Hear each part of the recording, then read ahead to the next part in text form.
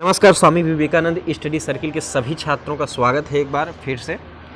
देखिए दोस्तों, UP triple SC PET का एग्ज़ाम होगा ही अक्टूबर में। उसके लिए प्रैक्टिस सेट लगातार चल रहा है। तो यहाँ पे अगले प्रैक्टिस की हम लोग यहाँ पर चर्चा करेंगे। महत्वपूर्ण, बहुत ही महत्वपूर्ण प्रश्न हैं। इन प्रश्नों को आप बिल्कुल बारीकी से देखिएगा और एक एक शब्दों को ध्यान से सुनिएगा, क्योंकि एक ही प्रश्न से आप देखेंगे कि कई सारे प्रश्न जो है आपके कवर हो रहे हैं। तो इसलिए इन चीज़ों को देखिए। और जो भी हमारे मित्र चैनल पर पहली बार आ रहे हैं, उन लोग चैनल को सब्सक्राइब कर लें ताकि आपको वीडियो का नोटिफिकेशन आसानी से प्राप्त हो सके। देखिए, एक पहला प्रश्न अगर हम देखें तो भारत में वंदे मातरम पत्रिका, ये बहुत महत्वपूर्ण पत्रिका है, इसको ध्यान रखने योग्य है। ये एक अंग्रेजी समाचार पत्र है, अंग्रेजी समाचार पत्र था, जिसका एक तरह से प्रकाशन जो है वो 1906 में पहली बार किया गया। और इसकी अगर शुरुआत की बात करें तो एक साल पहले इसकी शुरुआत की गई थी 1905 में। ये चीज़ ध्यान रखिएगा। और इसकी शुरुआत करने का श्रेय किसको जाता है, ये इसमें प्रश्न में पूछा गया है कि स्थापना किसने की थी। तो सीधी सी बात है, यहाँ पे जो सही आंसर हो जाएगा दोस्तों वो हो जाएगा Aurobindo Ghosh. Option number C सही हो जाएगा।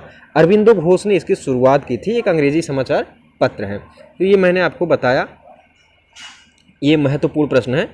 अगर अगले प्रश्न की बात करें कि भारत में आयकर को कहा जाता है, जो भारत में आयकर है, जो इनकम टैक्स है, जिसको हम लोग क्या करते हैं, पे करते हैं, वो इनकम टैक्स क्या कहलाता है, भारत में उसे क्या कहते हैं, ये प्रश्न पूछा गया है। बहुत महत्वपूर्ण प्रश्न है, आपके अर्थशास्त्र क्षेत्र से पूछा गया है। तो इन ऑप्शंस को एक बार देख लीजिए।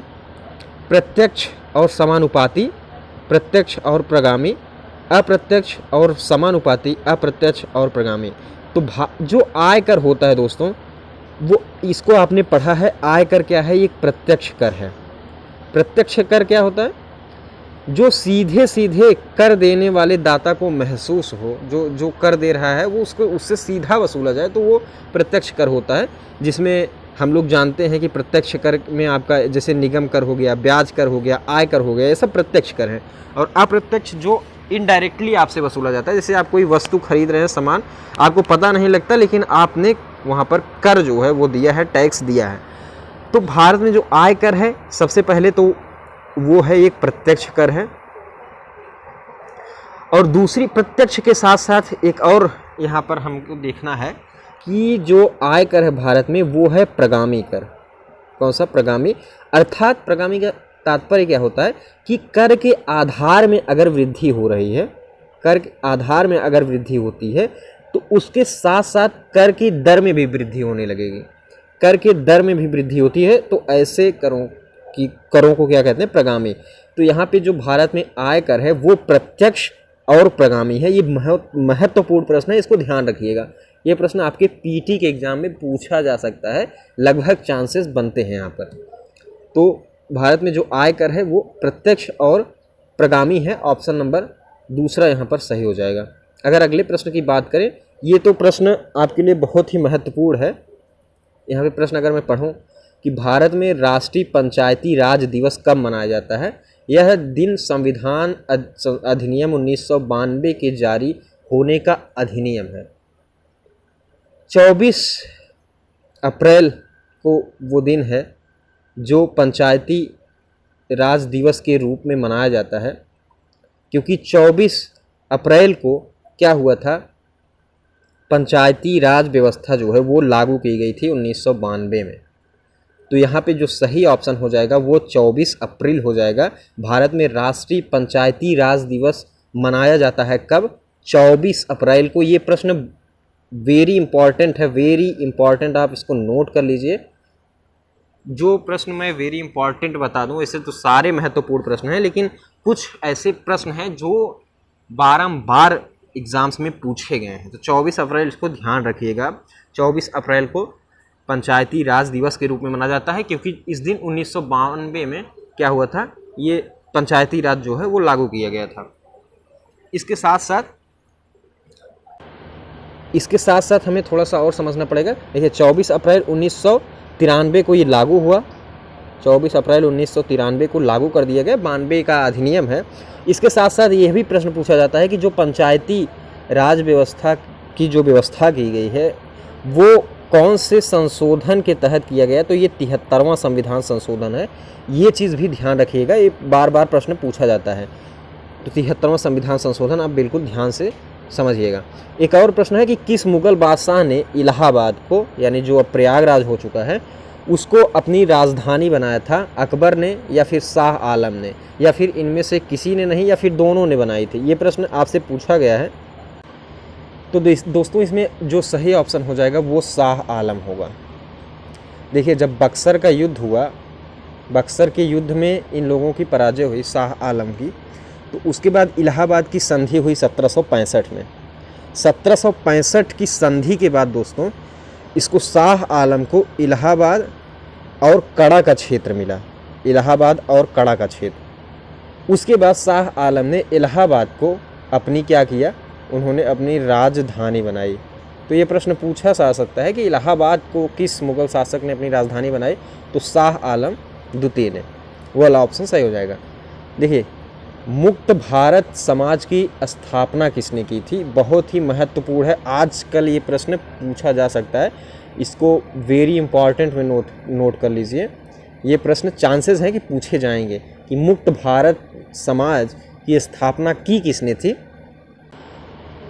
तो साथियों जो मुक्त समाज है इसकी स्थापना की थी वीर सावरकर ने, बीडी सावरकर के नाम से हम लोग जानते हैं। बीडी सावरकर ने इसकी स्थापना की थी।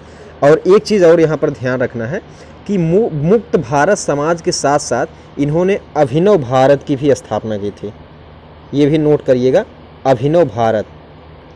और 1857 1909 ईस्वी में क्या किया था इन्होंने, 1857 के विद्रोह पर, जो एक महत्वपूर्ण संघर्ष था भारत की तरफ से 1857 का, उस पर एक किताब लिखी थी। उस किताब का नाम आपको ध्यान रखना है द इंडियन वॉर। ये किताब आप ध्यान रखिएगा, the Indian war of independence 1857, the Indian war of independence 1857, BD Savarkar के द्वारा ये लिखी गई है 1909 में। बहुत महत्वपूर्ण पुस्तक है। तो मुक्त भारत समाज के साथ साथ आपको अभिनव भारत समाज भी समझना पड़ेगा। इस दोनों की स्थापना की थी वीर सावरकर ने। ऑप्शन नंबर सी यहाँ पर बिल्कुल सही हो जाएगा। देखिए जो भी हमारे मित्र चैनल पर पहली बार आ रहे हैं वो लोग चैनल को सब्सक्राइब कर दीजिए, साथ में वीडियो को लाइक भी करिए। देखिए आपको यहाँ पर रोज़ाना पीईटी के एग्ज़ाम से संबंधित प्रश्न दिए जाएंगे। अन्य बहुत सारे एग्ज़ाम्स के प्रश्नों को हम लोग सॉल्व कराते हैं, आपको बताते हैं। इसलिए आपका चैनल को सब्सक्राइब करना बहुत ही बड़ा एक तरह से कार्य हो जाता है। देखिए अगला अगर हम लोग प्रश्न देखें कि किसी वस्तु का भार उस समय न्यूनतम होता है जब उसे रखा जाए। कहाँ पर रखा जाएगा? तो उस वस्तु का भार न्यूनतम होगा यानी कम होगा। देखिए यहाँ पे आपको किस संबंध में प्रश्न पूछा जा रहा है, किसके सापेक्ष? देखिए किसी वस्तु का भार जो है, किसी वस्तु का भार कम कहाँ होता है? वस्तु के भार का जो डिसीजन होता है, जो डिसाइड करता है, वो गुरुत्वाकर्षण करता है। गुरुत्वाकर्षण। अगर आप पृथ्वी के क्षेत्र को, पृथ्वी की कक्षा से बाहर चले जाएंगे तो आप कितना भी भारी होंगे, आप वहाँ शून्य भार जो है महसूस करेंगे। यानी सीधी सी बात यहाँ पर ये है कि गुरुत्वाकर्षण के द्वारा ही आपके भार का निर्धारण होता है। अगर आप यहाँ पृथ्वी पर 10 मतलब एक तरह से 60 किलो के हैं, तो यदि आप चंद्रमा पर चले जाएंगे तो वहाँ पर आपको जो भार महसूस होगा वो 10 किलो का होगा। यानी पृथ्वी के 1/6 वहाँ पर गुरुत्वाकर्षण है। इसलिए ये चीज़ ध्यान रखिए यहाँ पर जो पूछा जा रहा है प्रश्न कि सबसे न्यूनतम भार कहाँ पर होगा, इसका मतलब सीधा सा है कि पृथ्वी के किस भाग पर गुरुत्वाकर्षण सबसे कम होगा, वहीं पर किसी व्यक्ति या किसी वस्तु का भार न्यूनतम होता है। तो मैं अगर आपको यहाँ पर बताऊं, देखिए साथियों यहाँ पे ऑप्शन के हिसाब से देखिए पृथ्वी पर जो है, पृथ्वी के ध्रुवों पर, चाहे वो उत्तरी ध्रुव हो या फिर दक्षिणी ध्रुव हो, इन दोनों ध्रुवों पर जो गुरुत्व है, गुरुत्वाकर्षण बल है, वो सर्वाधिक होता है। इसकी अपेक्षा जो विषुवत रेखा है वहाँ पर कम होता है। लेकिन पृथ्वी से अगर हम लोग ऊपर जाएं या फिर पृथ्वी के अंदर, पृथ्वी के केंद्र में जाएं, जैसे यहाँ पर देख सकते हैं कि ये पृथ्वी है और ये पृथ्वी का केंद्र है। तो पृथ्वी के केंद्र में अगर जाएं या फिर पृथ्वी के सतह से ऊपर जाएं तो गुरुत्वाकर्षण कम होने लगता है। तो यहाँ पर एक चीज़ ध्यान रखिए, ऑप्शन में जो दिया गया है वो आपका दिया गया है कि पृथ्वी के केंद्र पर, तो यही वाला ऑप्शन बिल्कुल सही हो जाएगा। अगर हम पृथ्वी के केंद्र पर चले जाएं, यानी एकदम पृथ्वी के केंद्र बिंदु पर जाएंगे, तो वहाँ पर गुरुत्व जो है वो शून्य होता है।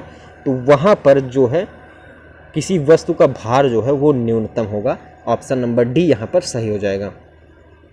अगर अगले प्रश्न की बात करें तो यहाँ पे ये प्रश्न दिया गया है कि निम्नलिखित में से कौन सा पदार्थ समुद्र जल से निकाली गई है? चूना पत्थर, बलुआ पत्थर, कोबाल्ट या फिर ब्रोमीन। तो मेरे साथियों जो ये ब्रोमीन है, ब्रोमीन Br, ये समुद्री जल से प्राप्त किया जाता है। अगर इसमें समुद्र में मुख्यतः अगर हम इसकी बात करें तो ये MgBr2 के रूप में पाया जाएगा, Br2 के रूप में पाया जाता है।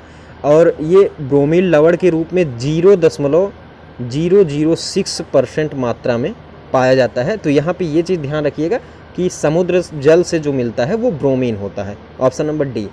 एक और प्रश्न अगर देखें कि निम्न में बैक्टीरिया जनित रोग नहीं है, यानी बैक्टीरिया से वो रोग नहीं है। ऑप्शन में क्या क्या दिया गया है कि आंत्र ज्वर, प्लेग या फिर डिप्थीरिया या फिर दमा।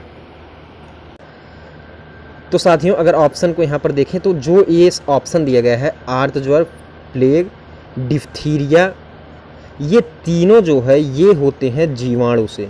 किससे होते हैं? बैक्टीरिया से होते हैं, जीवाणु से होते हैं। लेकिन अगर यहाँ पर दमा की बात करें, जिसको हम लोग अस्थमा के नाम से जानते हैं, तो ये एक संक्रमण रोग होता है।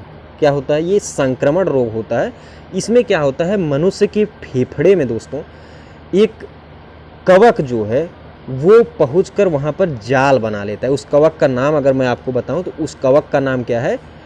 एस्परजिलस फ्यूमिगेटस, इस नाम का कवक है। और ये फेफड़े में जाकर जाल बना लेता है वहाँ पर। और इसके बाद क्या होता है, जो फेफड़े की नलियाँ होती हैं उनमें सिकुड़न आ जाता है। उसमें क्या है, उसमें सिकुड़न आ जाता है। इसके बाद सांस लेने में व्यक्ति को बहुत तकलीफ होती है, बहुत परेशानी होती है। तो यहाँ पे ये एक चीज़ मैंने आपको बताया कि जो दमा है वो कवक से होता है। बाकी ये तीनों रोग जो हैं ऊपर दिए गए हैं वो आपके बैक्टीरिया से होते हैं। अगर अगले प्रश्न की बात करें कि कौन सी अनुसूची जो है, कौन से अनुसूची के तहत अनुसूचित क्षेत्रों और जनजातियों के प्रशासन और नियंत्रण के लिए प्रावधान किए गए हैं। आपको अगर नहीं पता है तो मैं बता दूं, अनुसूचित जाति और अनुसूचित जनजातियों की जो एक तरह से प्रशासन, अनुसूचित जनजातियों की प्रशासन है वो एक उनको व्यवस्था दी जाती है अलग से, वहाँ पे उनका अलग ही प्रशासन चलता है। तो वो कौन सी अनुसूची में ये व्यवस्था की गई है, ऐसा प्रश्न पूछा गया है। तो मेरे साथियों यहाँ पर जो सही ऑप्शन हो जाएगा वो हो जाएगा 5वीं अनुसूची। 5वीं अनुसूची में क्या किया गया है, यहाँ पर अनुसूचित जातियों और जनजातियों के प्रशासन और नियंत्रण के प्रावधान किए गए हैं 5वीं अनुसूची में। अगर यहीं पर 6ठी अनुसूची की बात करें तो उसमें भी इन्हीं के प्रशासन की व्यवस्था की गई है अलग से। जो असम, मेघालय, त्रिपुरा और मिज़ोरम की जनजातियाँ हैं उनके संबंध में ये एक अलग उपबंध है। और 8वीं अनुसूची आपको पता ही है कि क्या है, ये भाषा यानी लैंग्वेज का जिक्र इसमें किया गया है, भाषा की। तो ये चीज़ आप यहाँ पर देख सकते हैं कि जो अनुसूचित क्षेत्रों में वहाँ की जनजातियों का प्रशासन नियंत्रण है वो 5वीं अनुसूची में इसकी व्यवस्था की गई है। अगर अगला प्रश्न देखें यहाँ पर कि भारत सरकार द्वारा दिया जाने वाला तृतीय उच्चतम पुरस्कार निम्नलिखित में से कौन सा है? तृतीय, तो आपको मैं बता दूं कि जो सर्वोच्च नागरिक पुरस्कार है वो भारत रत्न है। दूसरे अगर नागरिक पुरस्कार की हम लोग बात करें यहाँ पर तो वो कौन सा हो जाएगा दोस्तों? वो हो जाएगा हमारा पद्म विभूषण। और तीसरे अगर सर्वोच्च नागरिक मतलब एक तरह से नागरिक पुरस्कार की बात करें, जो तीसरा है वो है पद्म भूषण। तो यहाँ पर मैंने आपको बता दिया कि पहला भारत रत्न है, दूसरा पद्म विभूषण और तीसरा आपसे पूछा गया है तृतीय उच्चतम पुरस्कार कौन सा है, तो ये है पद्म भूषण। कौन सा है? पद्म भूषण। यही वाला ऑप्शन सही हो जाएगा। अगर अगले प्रश्न की बात करें कि उत्तर प्रदेश में सिंचाई का जो है सबसे बड़ा स्रोत कौन सा है, यानी जो खेतों की सिंचाई होती है, इन 4 ऑप्शंस में 4 ऑप्शंस कौन से हैं? नहर, तालाब, नलकूप या कुआं। इन 4 ऑप्शंस में से सबसे बड़ा जो सिंचाई का स्रोत है वो कौन सा है? यूपी में ये प्रश्न पूछा गया है। तो यहाँ पर जो सही ऑप्शन होगा, तो मेरे प्यारे साथियों सही ऑप्शन हो जाएगा नलकूप। उत्तर प्रदेश में सर्वाधिक सिंचाई नलकूप से होता है, ये चीज़ ध्यान रखिएगा। पूरे सिंचाई का 73.2% नलकूप से किया जाता है और लगभग 18% नहर से सिंचाई होती है और शेष जो बचता है 8-8.5% तालाबों से और आज के समय में लगभग 0.3% जो है वो कुएं से होता है। तो सर्वाधिक जो सिंचाई का स्रोत है वो नलकूप हो जाएगा। यहाँ पर ऑप्शन नंबर तीसरा सही हो जाएगा। अगले प्रश्न की अगर बात करें, बहुत महत्वपूर्ण प्रश्न है कि बुद्ध ने अपना पहला उपदेश कहाँ दिया था। ये प्रश्न आसान भी है और महत्वपूर्ण भी है, क्योंकि सभी लोगों को पता है कि भगवान बुद्ध ने अपना पहला उपदेश दिया कहाँ, तो उन्होंने दिया था वाराणसी में ही वो स्थान है और उस स्थान को हम लोग सारनाथ के नाम से जानते हैं। ऑप्शन नंबर बी सही हो जाएगा। यहाँ पर सारनाथ में इन्होंने अपना पहला उपदेश जो है वो दिया था। अब एक और प्रश्न है, मिट्टी के कटाव से संबंधित है कि मिट्टी के कटाव में सर्वाधिक किस प्रकार की मिट्टी होती है जिसका कटाव सर्वाधिक होता है। क्या बलुई मिट्टी में या सिल्टी या मटियार या फिर तीनों में जो है मिट्टी का कटाव सर्वाधिक होता है। तो एक तरह से आप खुद यहाँ पर विचार कर सकते हैं कि जो बलुई मिट्टी होता है दोस्तों, बलुई मिट्टी आपने देखा होगा, इसकी एक खासियत है कि ये पेड़ों के जड़ों को जो है अच्छी तरीके से पकड़ नहीं पाता। बालू अगर आप ले लें, बालू को मैं अगर उदाहरण दूँ आपको, मुट्ठी में ले तो देखेंगे आप धीरे धीरे खिसकता जाता है। लेकिन अगर वहीं पे दोमट मिट्टी, काली मिट्टी, ये अगर आप हाथ में लें तो आप जितनी मात्रा हाथ में लेंगे मिट्टी के, वो उतनी मात्रा आपके मिट्टी में बिल्कुल मजबूती से पकड़ी रहेगी। लेकिन बलुई मिट्टी में ऐसा नहीं होता, वो जड़ों को ठीक ढंग से पकड़ नहीं पाती और इनका कटाव जो है वो सर्वाधिक होता है। तो ऑप्शन नंबर ए यहाँ पर बिल्कुल सही हो जाएगा। बलुई मिट्टी का सर्वाधिक कटाव यहाँ पर होता है। कंप्यूटर माउस किस प्रकार का डिवाइस है? देखिए, डिवाइस इनपुट डिवाइस अगर मैं आपको बताऊं, इनपुट डिवाइस, आउटपुट डिवाइस। पूछा जा रहा है कि जो माउस है वो किस प्रकार का यहाँ पर डिवाइस है। तो देखिए, जिसके द्वारा कंप्यूटर में अंदर सूचनाएं भेजी जाती हैं, इनपुट की जाती हैं, तो वो इनपुट डिवाइस होता है। जैसे एक तरह से कीबोर्ड हो गया, माउस हो गया, और अगर हम बात करें तो जॉयस्टिक हो गया, स्कैनर हो गया, ये सब क्या है, ये इनपुट डिवाइस हैं। और आउटपुट डिवाइस जो हमें एक तरह से सूचनाएं अंदर से जो है बाहर प्रेषित करती हैं, जैसे मॉनिटर के द्वारा, VDU के द्वारा, स्पीकर है या फिर प्रिंटर है, ये सब क्या है, ये आउटपुट डिवाइस है। तो माउस का पूछा गया है तो माउस पे यहाँ पे सीधा आप इनपुट डिवाइस कर देंगे। ऑप्शन नंबर ए यहाँ पर सही हो जाएगा। एक और प्रश्न है कि निम्नलिखित में से कौन सा डेटाबेस सॉफ्टवेयर का एक उदाहरण है। ये प्रश्न पूछा गया है, महत्वपूर्ण प्रश्न है। यहाँ पे देख सकते हैं कि कौन सा डेटाबेस सॉफ्टवेयर का उदाहरण है। तो इसमें जो सही ऑप्शन होगा वो होगा ओरेकल। ओरेकल जो है ये एक डेटाबेस सॉफ्टवेयर है जिसको हम लोग एक तरह से क्या जानते हैं, RDBMS यानी डेटाबेस मैनेजमेंट सिस्टम। तो यहाँ पर ऑप्शन नंबर ए सही हो जाएगा। तो ये कुछ प्रश्न थे दोस्तों जो मैंने आपको बताए आज के सेशन में। इन प्रश्नों को 1 से 2 बार आप देखेंगे तो बिल्कुल अच्छी तरीके से आपको याद हो जाएगा। और अगला जो वीडियो हो मतलब कल प्रोवाइड होगा आपको, इसलिए आप चैनल को सब्सक्राइब ज़रूर कर लीजिए, क्योंकि रोज़ाना आपको वीडियो जो है वो मिलता है। तो चैनल को सब्सक्राइब करिए, वीडियो को लाइक भी करिए। आप सभी का बहुत बहुत धन्यवाद।